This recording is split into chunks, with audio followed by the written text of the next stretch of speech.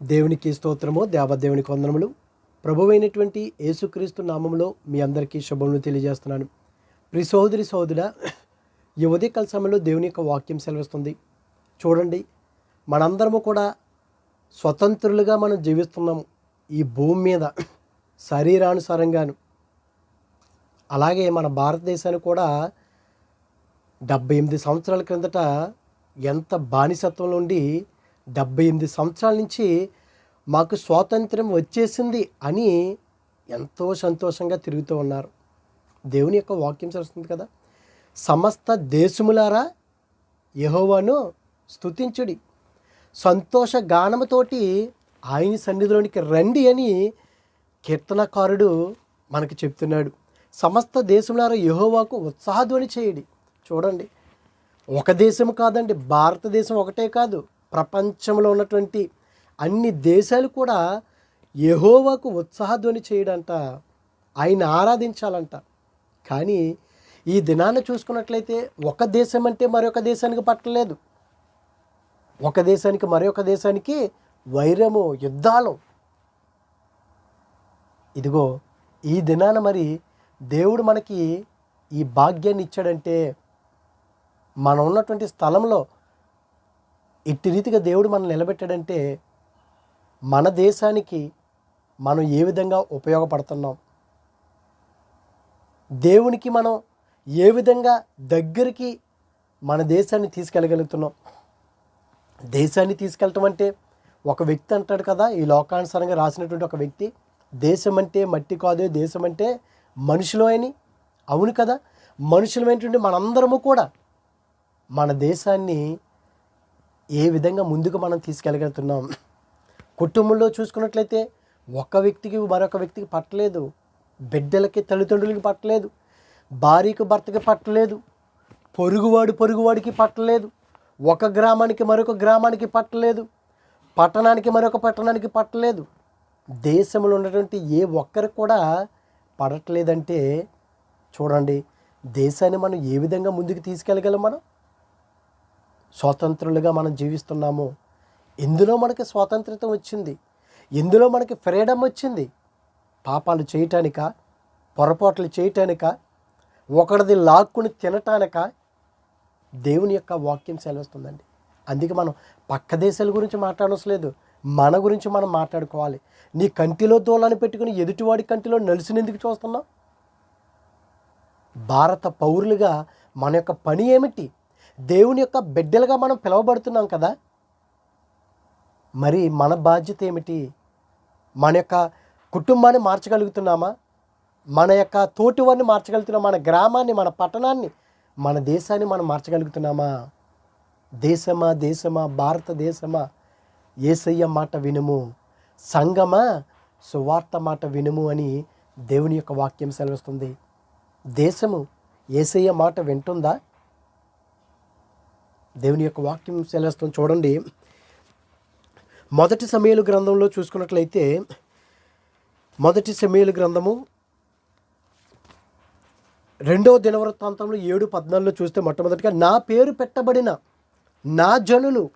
చూడండి, నా పేరు పెట్టబడినటువంటి నా జనులు అంటే ఒక ప్రత్యేకమైనటువంటి జనాంగంగా దేవుడు కూడా ఆ దినాల్లో ప్రపంచానంతటిని కూడా ఫిల్టర్ చేసుకుని ఇశ్రాయేలు జనము నా వారు అన్నాడు. కానీ వారు ఏమైపోయారు? దేవునికి విరోధముగా, దేవుని వైపు కాకుండా అన్య దేవతల తట్టు తిరిగి ఆయనకేమో వెనకాల భాగాన్ని వీపుని చూపిస్తున్నారంట. ఎంత భయంకరమైనటువంటి పరిస్థితి అండి. నా పేరు పెట్టబడిన నా జనులు తమ్ము తాము తగ్గించుకొని, దేశంలో ఉన్నటువంటి మనందరము కూడా, మన భారతదేశము తగ్గించుకునే స్వభావం ఉండాలి. కానీ కులంలో హెచ్చు, అధికారంలో హెచ్చు, మతంలో హెచ్చు, రంగులో హెచ్చు, అయ్యో ప్రతి దాంట్లోనూ గర్వమే, హెచ్చులే. కానీ దేవుని యొక్క వాక్యం సెలవుస్తుంది, పొరుగువాడు కూడా నువ్వెంత నేనెంత, నీకంటే నేనే అని చెప్పుకునే స్థితిలో ఉన్నాము. కానీ అయ్యో మనమంతా ఒకటే, ఐక్యత కలిగి. అందుకే కదా దేవుని యొక్క వాక్యం సెలవుస్తుంది, ఐక్యత కలిగి అంట, ఆత్మచేత ఐక్యత కలిగి ఆ బంధాన్ని మనం కలిగించుకుని ముందుకు కొనసాగిపోయే వారిగా మనం ఉండాలని దేవుని యొక్క వాక్యం సెలవుస్తుంది. ఐక్యత ఎందులో? ఆత్మలో ఐక్యత. ఆత్మ కలిగించే ఐక్యతని మనం కలిగి ఉండాలి. మనం కలిగి ఉంటున్నామా? ఐక్యత ఉన్నదా మనలో? అనైక్యత ఉన్నదా? కలిసి కట్టుగా మనం కొనసాగగలుగుతున్నామా? లేదు. ప్రతి సంవత్సరం ఇదే రోజు వచ్చేసే టైంకి ఆగస్టు 15 అంటే దేశం మొత్తం, ప్రపంచం మొత్తం చూసుకునే విధంగా ఎన్నో సంబరాలు. మంచిది. కానీ దేశము ఇతర దేశాల వారికి ఒక మాదిరికరంగా జీవించగలుగుతుందా? ఉండగలుగుతుందా? మనుషులైనటువంటి మనము ఆ విధంగా మనం జీవించగలుగుతున్నామా? ఎక్కడ చూసిన కుట్రలు, పగలు, అసూయలు, నేరాలు, ఘోరాలు. ఎందుకు మన దేశంలోనే ఈ విధంగా జరుగుతున్నాయి? మనకే ఎందుకు జరుగుతున్నాయి? మనమే ఎందుకు ఈ విధంగా తయారైపోతున్నాం అంటే దేవుని యొక్క వాక్యము, దేవుని యొక్క సత్యము మనలో ఉండాలి. ఉంటే ఆలోచిస్తాం. లేకపోతే తల్లిని తండ్రి చంపేయటం, తండ్రిని తల్లి చంపేయటం, బిడ్డల్ని తల్లిదండ్రులు చంపేయటం ఎందుకు? దేవుని యొక్క వాక్యం లేదు. ఇదిగో మిమ్ముని మీరు తగ్గించుకుని ప్రార్థన చేసి చూడండి. దేశం అంటే బాగుపడాలంటే ప్రార్థన అండి. చూడండి, నినివే పట్టణము పాడైపోతుందని చెప్పేసి తన ప్రవక్త ద్వారా, యోనా గారి ద్వారా చేసినప్పుడు రాజుతో సాయితము కిందకి దిగి వచ్చి గోణిపట్ట కట్టుకొని బూడిదలో ఉండి ఉపవాస దినాలు ప్రకటించి 3 దినాలు ప్రార్థన చేశారండి. ఒకవేళ మా పాపములు, మా పొరపాట్ల వలన దేవుడు ఉద్రేకుడైపోతాడేమో, ఎవ్వరు కూడా కనీసం పశువులకు కూడా ఏం పెట్టకూడదు అని వారు కఠినమైనటువంటి ఉపవాసం ఉన్నారో, పశ్చాత్తాపడ్డారో, వారి యొక్క పట్టణము రక్షించబడింది. ప్రియ సోదరి, మన గృహం కోసం, మన గ్రామం కోసం, మన పట్టణాల కోసం, మన యొక్క రాష్ట్రాల కోసం, మన దేశం కోసం మరి మనం ప్రార్థన చేసేవారిగా మనం ఉన్నామా? ప్రార్థన పరులుగా మనం జీవించగలుగుతున్నామా? ఏ విధంగా మనం జీవించగలుగుతున్నాం? ఎందులో మనకు స్వాతంత్రం ఇచ్చేసింది? చూడండి, ప్రార్థన చేసి నన్ను వెదికి తమ చెడు మార్గములను విడిచిన ఎడల. చూడండి, ప్రార్థన తగ్గించుకోవాలి. దేశవ్యాప్తంగా మనందరము కూడా తగ్గించుకోవాలి. దేవుడిలో ప్రార్థన చేయాలి. దేశమంతా ఐక్యత కలిగి మన దేశం బాగుండాలి, మనవారు బాగుండాలి, మనం బాగుండాలి అనుకుంటే ముందు నేను సరిగ్గా ఉండాలి, నా ప్రవర్తన సరిగ్గా ఉండాలి. బాగుండాలంటే డబ్బులు, ఐశ్వర్యాలతో కాదు. నా ప్రవర్తన బాగుండాలి, నా పనితీరు బాగుండాలి, నా ఆలోచనలు బాగుండాలి. కానీ ఒకడు బాగుంటే మనం ఓర్వలేనటువంటి స్థితిలో ఉంటున్నాం. ఒకడు ఏదైనా అవసరత కలిగి మనల్ని ఏమైనా ఆదుకోమని అడిగితే నన్నెక్కడ అడుగుతాడేమని చెప్పేసి మనం చాటున దాక్కుంటున్నాం ఎదుటివారికి. ఎక్కడ మనం బాగుంటే సరిపోతుంది అనుకున్నాం, కానీ మనందరము బాగుండాలి, దేవునిలో ముందుకు మనం తీసుకుని పోవాలి అని ఒక నిర్ణయం మనం తీసుకోగలుగుతున్నామా? ఒక ఆశ కలిగి మనం ఉన్నామా? చూడండి, తగ్గించుకుంటమే కాదు కానీ ప్రార్థన చేయాలి, తగ్గించుకోవాలి, దేవుణ్ణి వెతకాలండి. మనం దేవుణ్ణి వెతకాలి. కానీ ఈ లోకంలో మనం ఏదేదో వెతుకుతున్నాము. ఈ దేశంలో ఏమి దొరుకుతుందా, ఎవరిని కొట్టుకొని తిందామా అని వెతుకుతున్నారు తప్ప దేవుణ్ణి వెతికినట్లయితే దేశమా భారతదేశమా, దేవుని వెతికినట్లయితే ఇదిగో ఆయన ఆకాశ వాకిలను విప్పుతాడు ఆయన. మనం అంటే ఇంకా తమ చెడు మార్గములను విడిచిన ఎడల దుర్మార్గం ఎక్కడ చూసినా భయంకరమైనటువంటి నేరాలు, ఘోరాలు, భయంకరమైనటువంటి దుర్మార్గత. పాపిష్టి జనాంగమా, సిగ్గుమాలిన జనమా, నేను మీతో ఎంతకాలం వేగిదని అంటున్నాడు ఆయన. ఓ నా దేశమా, చెడుతనాన్ని కనుక మనం విడిచిపెట్టినట్లయితే అధికారికి, ధనవంతుడికి ఒక విధంగా తీర్పు తీర్చడం, దరిద్రుడికి ఒక విధంగా తీర్పు తీర్చడం, ఇది ఎక్కడ న్యాయం? కానీ దేవుడు చూసుకున్నట్లయితే నిన్నటి దినాన మాట్లాడుకున్నాం మనం. దావీదు సైతం, నా ఇష్టానుసారుడైనటువంటి దావీదు కూడా కష్టమైనటువంటి తీర్పు తీర్చాడు దేవుడు. ఇదిగో సదాకాలము నీ ఇంటి వారందరికీ యుద్ధమే అన్నాడు ఆయన. అంటే పక్షపాతం లేనటువంటి వాడు మన దేవుడు. కానీ మరి మన దేశంలో ఎందుకు పక్షపాతం చూపిస్తున్నాం? అధికారులకే మరి పేదవాడు కిందవాడు ఏమైపోయాలి? నా దేశమా, నా సహోదరుడా, సహోదరులారా, మనలో మార్పు రావాలి. మనం మారాలి. మొట్టమొదటిగా మనలో ఆ చెడుతనాన్ని మనం తీసివేయాలంట. ఇదిగో చెడు మార్గంలో విడిచిన ఎడలా ఎక్కడ చూసినా చెడు చెడు చెడు చెడ్డతనమే. ఆమోసు ద్వారా దేవుడు పంపించాడు, ఇశ్రాయేలు ప్రజలారా మీరు మారండి. వారు కూడా పేదవారి నోటిలో మన్ను కొట్టి, పేదవారిని చెప్పుల కోసం, వారి చెప్పులు పాదరక్షల కొరకు పేదవారిని నమ్మేశారండి వారు. ఎంత భయంకరం అండి. ఈ దినాల్లో కూడా అదే విధంగా కదా మన దేశంలో జరగట్లేదా? ధనవంతుడు దరిద్రుని తొక్కి తొక్కి పీల్చి వాడి దగ్గరదంతా లాగేసుకుంటున్నాడు కదా. అయ్యో, వాడు కూడా మనిషే. ఎంతకాలం మనం జీవిస్తాం ఇక్కడ? మనందరము కూడా యాత్రికులమే కదా అని ఒక్కరికి లేదండి. దేవుని యొక్క వాక్యం చేస్తుంది, మన చెడు మార్గాల్ని, మన చెడుతనాన్ని, మన దుష్టత్వం నుండి మనం మళ్ళిపోయినట్లయితే మన హృదయం, దేవుడు మనల్ని ఆస్వాదిస్తాడండి. మన దేశం ఆస్వాదించబడుతుంది. మన రాష్ట్రాలు, మన గ్రామాలు, పట్టణాలు ఆశీర్వదించబడతాయి.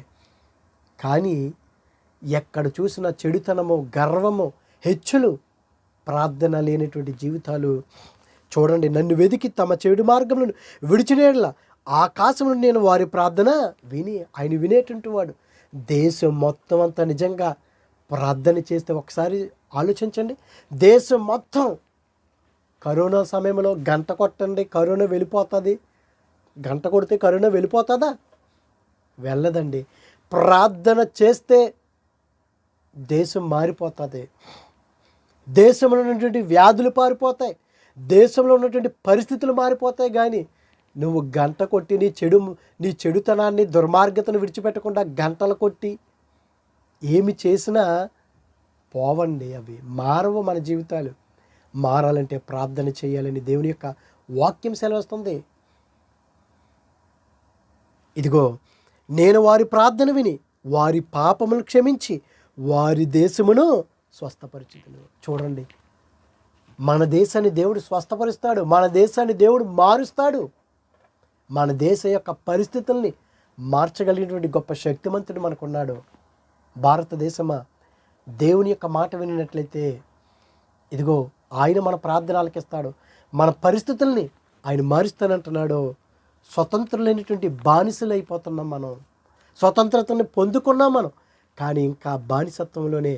దేవుని యొక్క వాక్యం సెలవుస్తుంది.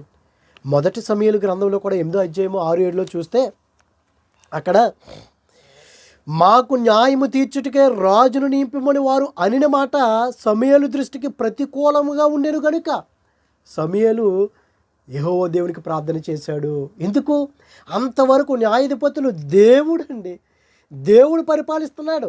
పక్షపాతం లేనటువంటి దేవుడు పరిపాలిస్తుంటే ఇదిగో మాకు ఈ దేవుని యొక్క పరిపాలన వద్దు, మాకు ఒక రాజును నియమించాలి. సమూయేలుకి అనుకూలంగా కాదు, ప్రతికూలంగా ఉంది కనుక దేవాతి దేవునికి ప్రార్థన చేశాడు. కనుక సమూయేలు యెహోవాను ప్రార్థన చేశాను. అందుకు యెహోవా సమూయేలుకు సెలవిచ్చిందేమనగా, జనులు నీతో చెప్పిన మాటలన్నిటి ప్రకారము జరిగింపుము. వారు నిన్ను విసర్జింపలేదు కానీ తమ్మును ఏలకుండా నన్నే విసర్జించి. ఎవరినండి? వారిని ఏలకుండా నన్నే విసర్జించారు. వారు దేవుణ్ణి విసర్జించారండి. దేవుని యొక్క పరిపాలన ఎలాగుంటుందండి? ఈ లోకంలో అయితే అధికారంలో ఉన్నటువంటి వాడు, ఇదిగో వాడు బంధువులు అనుకోండి, స్నేహితులు అనుకోండి, వాడి ఇష్టానుసారంగా న్యాయం చెప్పేస్తాడో, లేకపోతే ధనవంతుడు డబ్బు ఇచ్చేస్తే న్యాయం తీర్చేవాడికి న్యాయాన్ని అన్యాయంగా మార్చేస్తాడాడు. ఎంత భయంకర పరిస్థితి అండి. మన దేశంలో ఇంకా ఈ పరిస్థితులు ఉన్నాయంటే మనం ప్రార్థన చేయాలి. ఇంకా ఈ స్థితిలోనే మనం జీవిస్తున్నామంటే మన దుర్మార్గతను మనం విడిచిపెట్టాలి. ఆయన మనం వెతకాలి, తగ్గించుకోవాలి. ఎందులో తగ్గించుకుంటే మనం అందులో దేవుడు హెచ్చిస్తాడు మనల్ని. ఇదిగో ఇక్కడ కూడా జనులు నీతో చెప్పిన మాటలన్నీ ప్రకారం జరిగింపు. వారు నిన్ను విసర్జింపలేదు కానీ తమ్మును ఏలకుండా నన్నే విసర్జించి ఉన్నారు. వారు నన్ను విసర్జించి ఇతర దేవతలను పూజించి నేను ఐగుప్తులో నుండి వారిని రప్పించిన నాటి నుండి నేటి వరకు తాము చేయుచున్న కార్యములన్నిటినీ ప్రకారంగా వారు నీ ఎడలను జరిగించి ఉన్నారు. ఇదిగో నేను ఐగుప్తు నుండి బానిసత్వంలో నుండి వారిని స్వతంత్రంగా చేస్తే వారు నన్ను మర్చిపోయి ఇదిగో బయలు దేవతలను వారు పూజిస్తున్నారు.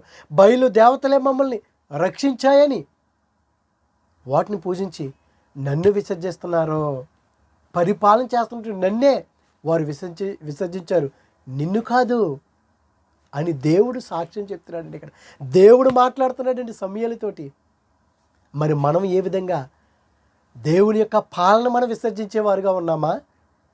ఇదిగో దుర్మార్గుల యొక్క పాలన మనం అంగీకరించేవారుగా ఉన్నామా? వారు పక్షపాతం చూపిస్తారు. భారతదేశమా, మన యొక్క స్థితిని కనుక మనం మార్చుకోకపోతే, మన ప్రవర్తన, మన ఆలోచనలు, మన పరిపాలన స్థితి మార్చుకోకపోతే ఇదిగో అది దేవునికి అనుకూలంగా ఉండేలాగా ఉండాలి. కానీ దేవునికి ప్రతికూలంగా ఉండినట్లయితే ఇదిగో దుర్మార్గతను విడిచిపెట్టనటువంటి వారిగానే మనం ఉంటామని దేవుని యొక్క వాక్యం సెలవుస్తుంది. అందుకే చూడండి,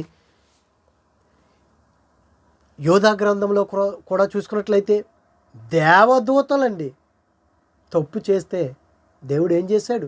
యోధా పత్రికలో 1వ అధ్యాయం కదా 6వ వచనంలో చూస్తే, మరియు తమ ప్రధానత్వమును నిలుపుకొనక ఈ దేశంలో చూసుకున్నట్లయితే ప్రతి ఒక్కడికి అధికారం కావాలండి.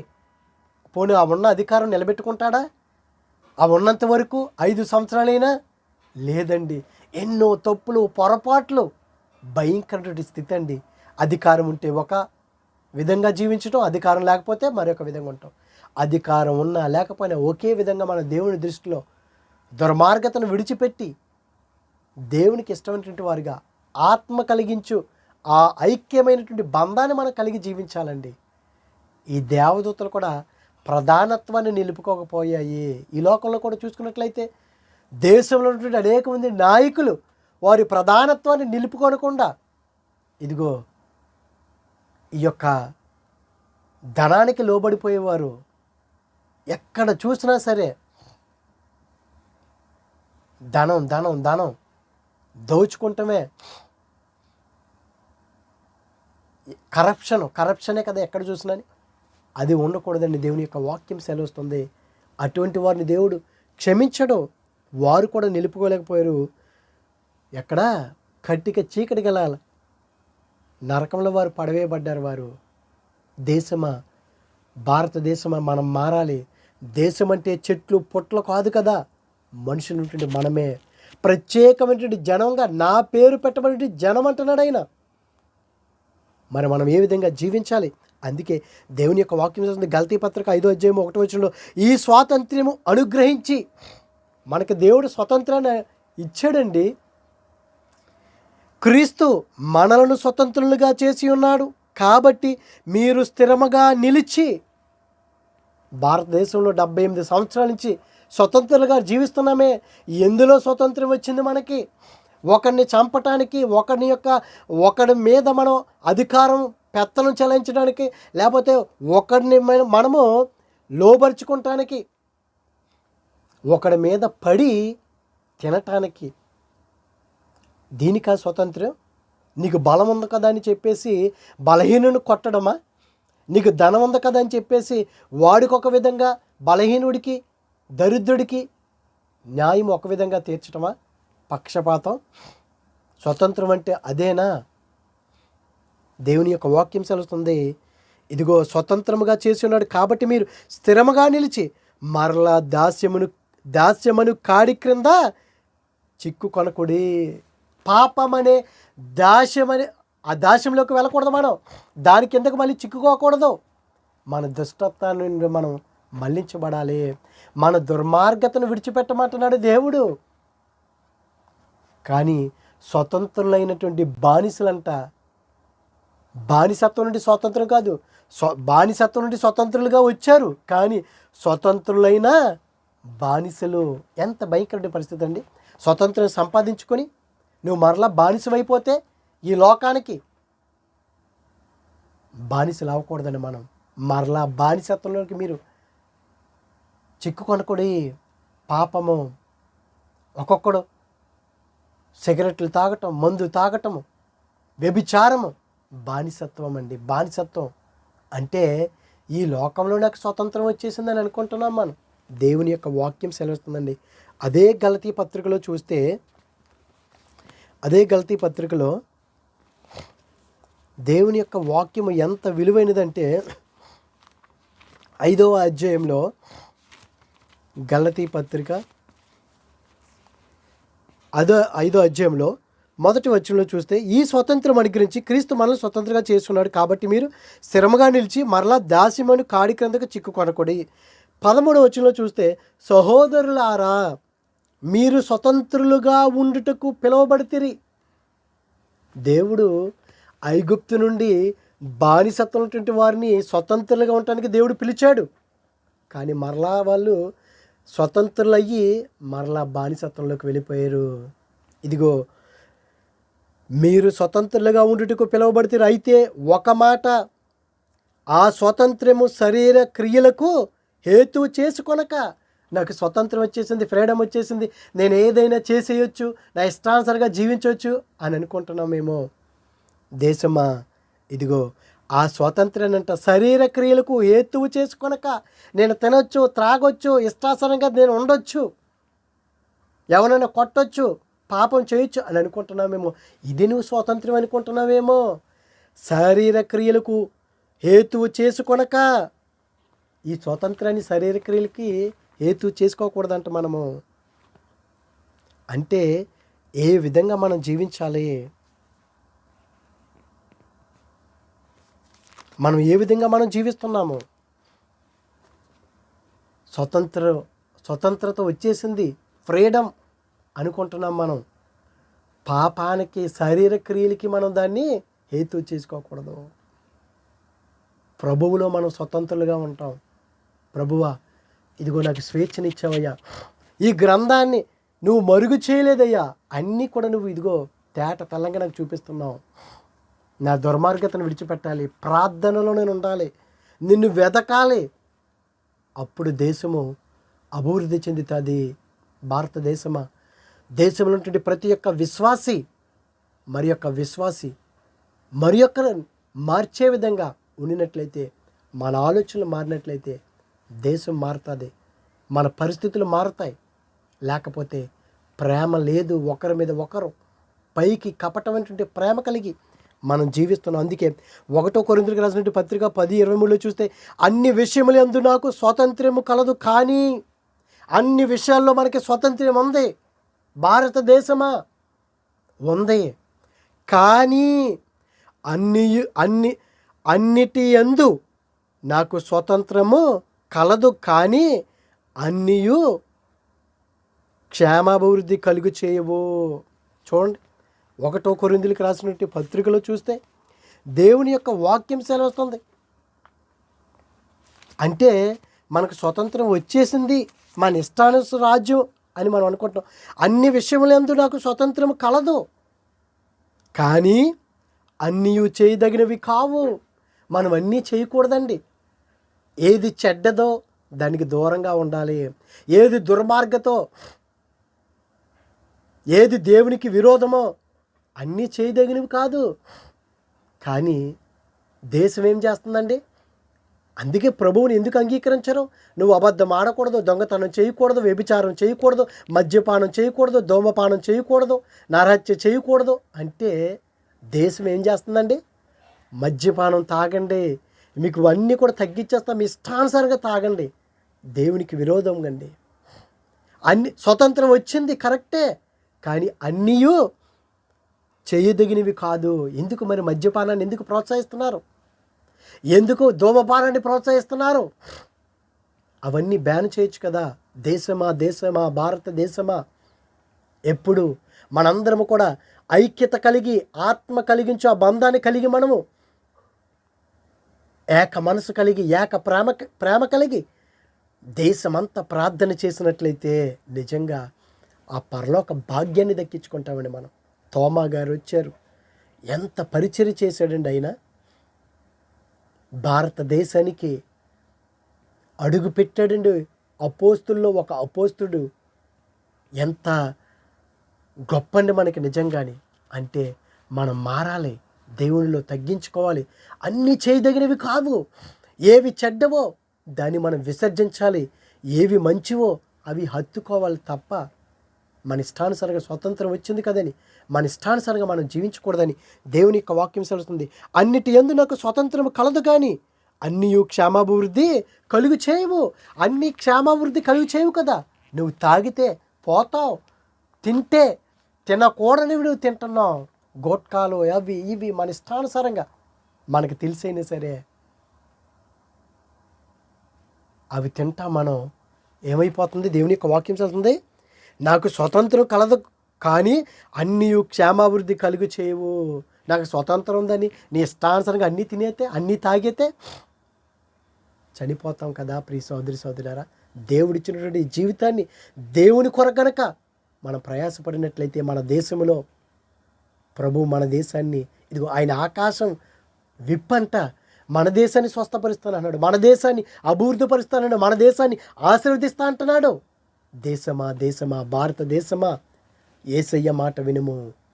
ఓ సంగమా, సువార్త మాట వినినట్లయితే దేవుడు మన దేశాన్ని, మన పరిస్థితుల్ని, మనల్ని కూడా మారుస్తాడు. ఇదిగో మనకు స్వతంత్రం వచ్చింది కానీ అన్నీ చేయటానికి వీరలేదు.